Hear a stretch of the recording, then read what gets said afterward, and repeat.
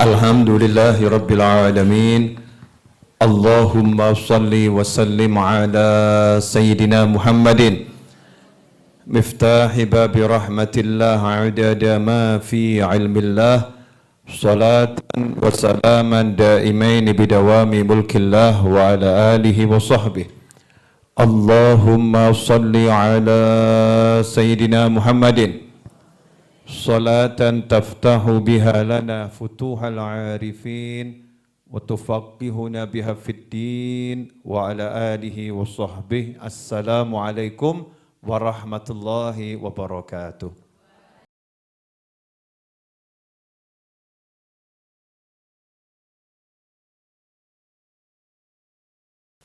Tentang semangat saya belajar dari ibu saya. Semoga panjang umur, sehat walafiat, fi taatillah insyaallah. Ibu saya ini semangatnya Masya Allah, saya kalah itu. Setiap saya cari, mamah mana? Pengajian.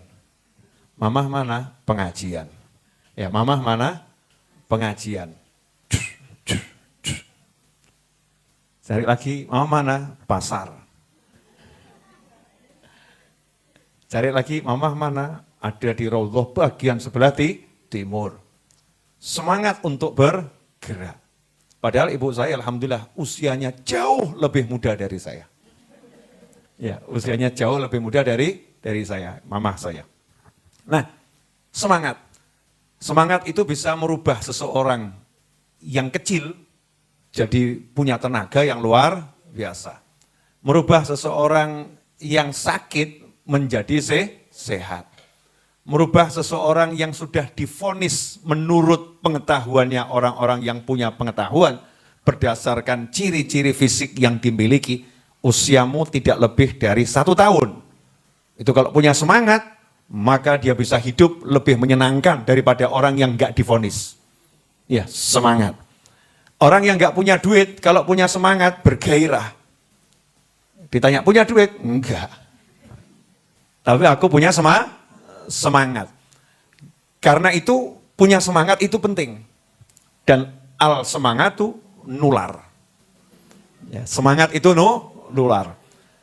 Orang yang enggak bersemangat, kalau di dekatnya orang yang biasa-biasa saja, maka yang biasa-biasa saja akan ketularan, jadi tidak bersemangat.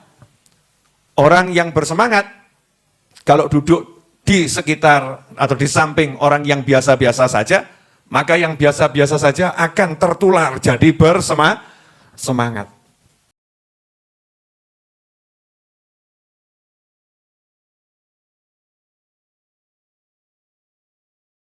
Karena itu, ya karena pentingnya semangat, berarti kita harus pinter-pinter. Duduk dekat siapa? Nah kalau kita pengen semangat sholat, ya duduk dekat orang yang semangat sholat. Kalau pengen semangat baca Al-Quran, ya duduk dekat orang yang semangat baca Al-Quran. Kalau pengen semangat nikah, nah itu ada tuh ya, yang minta doa sama saya, Habib saya ini kelihatannya udah susah nikah ini. Umur sekian belum dapat jodoh. Ya harus duduk sama orang yang semangat cari pasangan. Jangan buat perkumpulan orang-orang nggak semangat. Jadi temennya ini semua yang memang usianya sudah usia nikah, belum nikah-nikah, dan tidak bersemangat. Nanti akhirnya jadi al-malesu. Ya malesnya luar biasa. Kalau pengen semangat cari duit, ya cari nafkah, ya harus duduk sama orang-orang yang semangat cari nafkah. Makanya kalau ada orang yang males-males, itu dilarang ada di dekat Habib Novel bin Muhammad Al-Idrus. Tak suruh. Malas, sana. Ya, nyinggir. Ya, Satya juga malas, Masya Allah ini. Sergep. Ya. Kenapa? Wong saya udah rodok malas, dikumpuli orang malas, kan al-malas kuadrat nanti. Jadinya kan mudah tertular. Saya mau kumpul sama orang yang energik, lincah gitu ya. Bahasa Indonesianya lincah, tapi enggak kemurungsung. Sigap, punya semangat yang luar biasa. Nah kalau kita udah punya teman yang bersemangat, pegang. Karena itu kekayaan yang luar biasa, mahal. Ya termasuk, dulu saya punya teman, ya ini anaknya juga hadir ngaji di sini. Ya almarhum Dr. Hermansyah. Ya almarhum Dr. Hermansyah. Semoga Allah merahmatinya di alam barzah sana. Amin. Itu Dr. Hermansyah bilang, almarhum, saya itu dulu nyoba pengaruhnya semangat terhadap rezeki. Pengaruh semangat terhadap rezeki.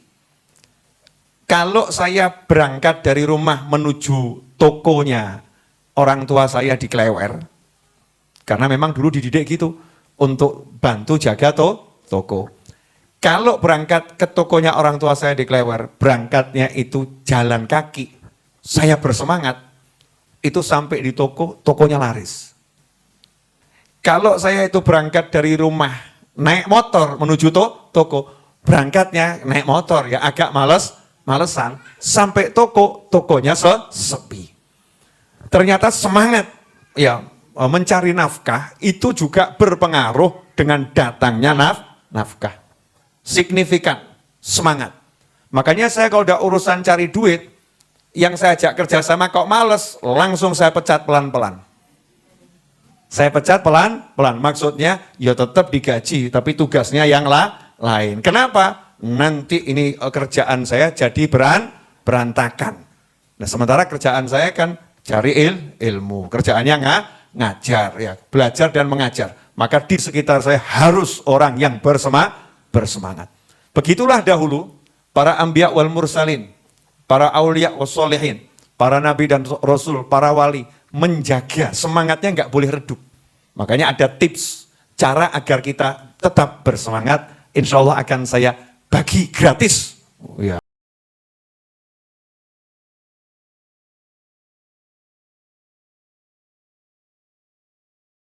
Nah ini saya share, caranya gimana biar kita bersemangat. Jangan lihat saya bersemangat lah ini. Bersemangat. Ustadz Is tadi? Semangat, Masya Allah. Semangat mengakhiri. Begitu lihat saya langsung semangat untuk mengakhiri. Nah kenapa saya bersemangat? Karena saya pengen ibu-ibu juga pulang nanti membawa semangat. Minimal kalau ditanya suaminya ikut ngaji rebus sore dapat apa? Semangat. Masya Allah. Akhirnya suaminya lanjutkan semangatmu, pijuti. Wah, Masya Allah. Siap. Ya senggol saja 1, 2, 3 selesai. Lo kok mandek? Insya Allah barokah. Jangan ngomong gitu ya. Jangan bilang kalau yang ngajari Habib Novel. Ini trik dan tips saudara-saudara. Nah, cara biar kita bersemangat. Cara biar bersemangat. Sekarang mau cari kumpulan orang-orang yang semangat kan tidak gampang ya. Biasanya orang bersemangat juga dikumpuli males. Karena terlampau beraktivitas. Caranya bagaimana? Mudah. Caranya adalah membaca kisah-kisah beliau-beliau dalam kehidupannya sehari-hari. Baca saja ceritanya. Jadi cerita itu punya pengaruh yang luar biasa untuk menyetrum kita. Ngecas ya, dengan baca cerita. Cerita apa misalnya? Kalau kita pengen semangat baca Al-Quran. Ya baca kisahnya orang-orang yang semangat baca Al-Quran. Kalau kita pengen semangat sholat, baca kisahnya orang-orang yang semangat sholat. Kalau kita pengen semangat puasa, baca kisahnya orang-orang yang semangat puasa. Kalau kita pengen semangat sodakoh, baca kisahnya orang-orang yang semangat sodakoh. Kalau kita pengen semangat mengamalkan sunnah-sunnah Nabi Muhammad SAW, baca kisahnya orang-orang yang semangat mengamalkan kisah Nabi Muhammad, sunnah Nabi Muhammad SAW. Kalau kita pengen semangat ya mengamalkan atau semangat dalam mencari doa mukmin yang lain, baca kisahnya orang-orang yang mencari doanya mukmin yang lain. Contoh, ini contoh ya, ada seorang ulama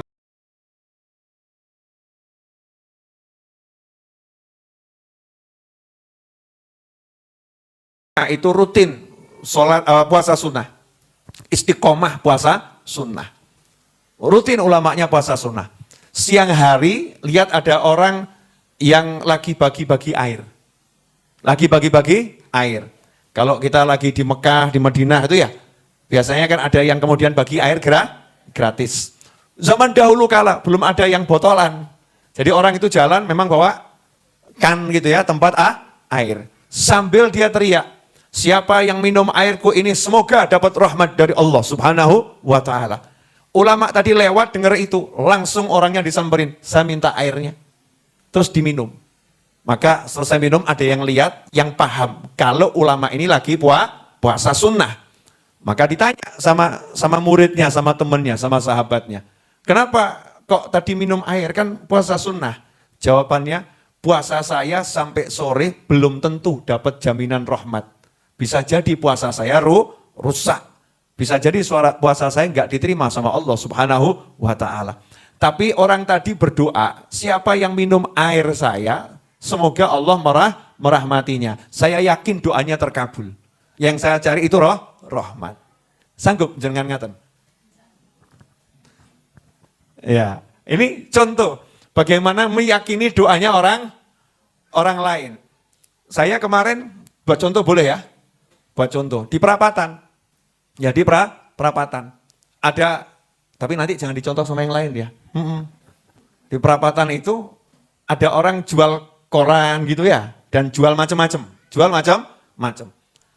Yang setir Mas Seto, ditawari, mau ini, enggak, ini, enggak, memang enggak butuh juga ya. Enggak butuh juga. Nah, tiba-tiba yang nawari itu ngomong, mados barokah, insya Allah barokah. Terus dia jalan, saya bilang sama Mas Seto, buka jendelanya, kenapa? Beri. Ya, yang dia jual beli, kasih yang banyak uangnya. Mas itu nanya, kenapa Beb? Saya beli barokah. Saya beli barokah. Ini didoakan dapat berkah. Memang berkah itu harganya unlimited. Nah, ini kalau kita dengar kisah-kisah begini, maka kita kan semangat tuh kalau ada orang doa diyakini. Kadang-kadang enggak. Ada orang doa, tak dongakno, insya Allah bariki ketemu jodoh nih, gitu kan ya. Jawabannya, amin. Aminnya sama, mungkin. Enggak yakin, betul kan ya? Aminnya itu enggak, apalagi lagi ngeluh, wah cari duit susah, ini kerjaan enggak ada, kok temennya nyeletuk, insya Allah habis ini dapat rezeki, kamu banyak. Mestinya kan amin ya. Aminnya semangat. Ini aminnya amin pantas-pantasan kok. Amin. Kayak, wah Agus golek kesel gak entuk kok. Kamu ngomong insya Allah bariki rezekimu grojok gitu ya. Enggak diyakini. Ini rugi. Modal meyakini ucapan yang baik itu adalah sesuatu yang luar biasa. Kalau ada orang yang ngomong yang baik, yakini saja, amini saja. Nanti akan jadi sesuatu yang baik. Nah kadang-kadang kita jadi manusia ini dikasih yang mudah, sukanya yang susah. Dikasih yang gratis, sukanya yang bayar. Dikasih yang gratis bagaimana? Lah modal doa itu kan gratis toh. Betul ya? Tapi kalau modalnya suruh ubet, ya semangat. Tapi butuh modal. Nah kalau didoakan gratis atau enggak gratis? Kadang-kadang yang doakan ibunya, tak dongakno, insya Allah grojok rezekimu. Jawab kok, grojok bu. Tapi itu kondi. Ruwet ya? Maksudnya cukup bilang apa? Amin, selesai. Ini kalau kita dengar yang begini-begini, maka nanti kita akan bersemangat kalau ada orang mendoakan amin. Saya itu pernah ketemu manusia model begitu. Didoakan apapun amin gitu ya. Walaupun yang doakan kok dilihat kasat mata nggak jelas. Lain kalau yang doakan Habib Muhammad bin Husin Al-Habsyi kan jelas. Ustadz Iis jelas. Ya, ini yang mendoakan mohon maaf. Misalnya auratnya terbuka. Secara zahir syar'i nggak jelas, tapi dia meyakini betul, amin. Nah semangat yang semacam ini yang perlu sekarang dicari dan ditularkan. Karena hidup kalau nggak bersemangat, ngeri. Orang hidup kok nggak semangat. Ibu-ibu semangat? Semangat apa? Semangat makan. A sampai Z, semangat gitu ya. Jadi belajar semangat dari baca kisah-kisah orang-orang yang punya semangat. Kita kalau jam berapa sekarang, Is? Ya, 3 menit lagi selesai. Wah, sebelum maghrib harus sudah sampai rumah. Kita kalau baca semangatnya orang-orang yang cari ilmu, saya kasih contoh satu saja. Gak usah jauh-jauh. Almarhum Habib Anis. Itu usia 78 tahun wafat beliau. Di akhir usia beliau itu, saya masih lihat, ya beliau itu nulis, ngambil dari buku yang tebal, dibuat rangkuman, ditulis dengan tangannya sendiri. Kemudian nanya sama saya, Noval, itu kalau saya belajar ngetik di laptop, kira-kira masih bisa enggak ya? Saya pengen beli laptop, pengen nulis di laptop. Habib Anis zaman itu, wafat tahun 2006. Ya, itu berpikir gimana saya nulis di laptop. Karena senangnya nulis. Usia 78 tahun, masih nulis. Ya masih nulis, baca kitab kemudian dirangkum. Lah kita sudah dirangkum kan, nggak mau baca. Ya kita nggak mau baca. Semangat. Contohnya lagi semangat Habib Anis dalam belajar dan mengajar. Rahimahullah. Ketika istri beliau, ya Syarifah Syifa, Umi Syifa itu wafat, meninggal dunia. Di dalam rumah jenazah lagi diselenggarakan. Dimandikan, dikafani, ya prosesi arah pemakaman. Di ruangan berikutnya tempat Habib Anis itu belajar dan mengajar. Kalau bulan Rajab itu siang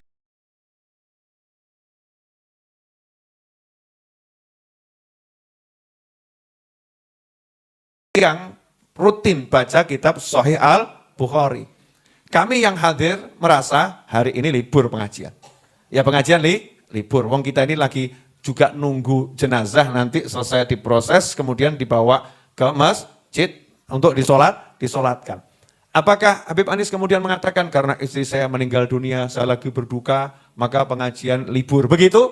Enggak. Beliau mengatakan ini waktunya baca Sahih Bukhari. Yuk kita baca Sahih Bukharinya. Walaupun cuma sebentar, tapi dibaca. Semangat.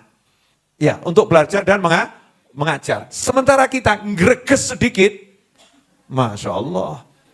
Ngaji hilang, sholat hampir melayang. Iya. Pengajian, bye-bye. Hilang semuanya, karena nggak punya semangat. Makanya yang dibutuhkan sekarang ini semangat, himmah. Kalau kita punya semangat, maka kita akan jadi pemenang dalam kehidupan. Kalau kita punya semangat, insya Allah kita jadi pemenang dalam kehidupan. Muncullah kalimat dari para ulama, himmatur rijal taqla'ul jibal. Dengan semangatnya, para wali itu bisa nyabut gunung. Ya, dengan semangatnya, para wali bisa nyabut gunung. Dalil, Masya Allah, oh no takut dalil. Alhamdulillah, ya, Al-Quran itu lengkap, semuanya ada. Contoh, ketika Nabi Sulaiman alaihissalam nanya, siapa yang bisa mindah tahta Balqis? Siapa bisa bawa tahta Balqis? Kursi, singgasananya Ratu Balqis, bawa ke sini. Siapa yang bisa? Jin Ifrit, jin yang terkuat mengatakan bisa, kurang lebih waktunya 1-2 jam saya bawa ke sini. Nabi Sulaiman gak mau. Ya, kesuwen. Terlampau lama. Siapa bisa lebih cepat? Muridnya Nabi Sulaiman dengan semangat, ya dengan himmahnya, dengan semangat, tahta Balqis, singgasana Balqis di kerajaannya dipindah, nggak sampai 1 detik. Tekan. Himmah. Dengan semangat. Maka muncul kalimat himmatur rijal taqla'ul jibal. Semangatnya para wali bisa mencabut gunung. Ashabul Kahfi, dalil lagi. Ini wali semua yang saya omongkan ya. Tadi muridnya Nabi Sulaiman. Ashabul Kahfi. Hidup di satu kerajaan yang zalim. Sistemnya zalim. Pejabat di kerajaan itu zalim. Tapi nggak bisa merubah. Tapi semangatnya pengen kerajaannya jadi makmur, adil, ayem, tentrem seperti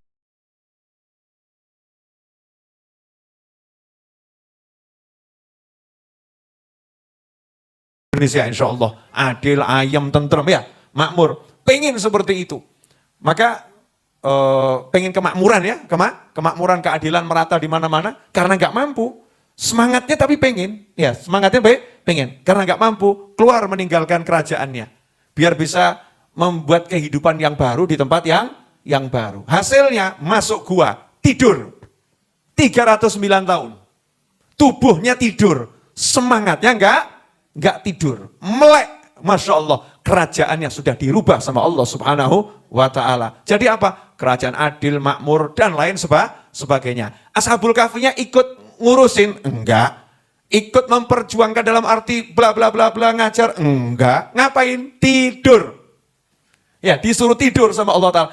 Cukup semangatmu, tidurlah kamu, aku yang bereskan. Selesai. Tapi aja terus mbok tiru. Semangat, tidur. Bukan. Itu bukan tidur, ditidurkan, paham ya? Nah kalau yang tidak berbuat secara zahir dengan uzurnya, ditidurkan sama Allah Ta'ala, hasilnya seperti itu, Lantas bagaimana kalau dengan izin Allah kita diizinkan untuk bergerak, untuk berbuat dan lain sebagainya. Cari nafkah, cari ilmu, berdakwah. Maka insya Allah hasilnya luar biasa. Karena itu meskipun punya hutang minimal 3,5 M padahal lebih, ya saya semangat tetap bangun. Ya semangat tetap bangun. Walaupun ya duitnya buat bangun ya wallahu a'lam. Buat bayar saja ya wallahu a'lam. Tapi tetap semangat. Kenapa? Saya yakin kalau kita bersemangat, ya maka nanti semangat dengan izin Allah Ta'ala akan mengirimkan orang-orang yang bersemangat. Jazakumullah khairan. Selagi jenengan masih semangat, silahkan pulang dalam keadaan bersemangat. Ya insya Allah barokah. Tuh, mama saya senyum itu buat saya rezeki yang luar biasa. Itu hadiah terindah untuk seorang anak ketika melihat ibunya tersenyum karena ucapannya. Hakadha Allah minkum. Wassallallahu ala sayyidina Muhammadin wa alihi wasallam walhamdulillahirabbil alamin. Wassalamualaikum warahmatullahi wabarakatuh.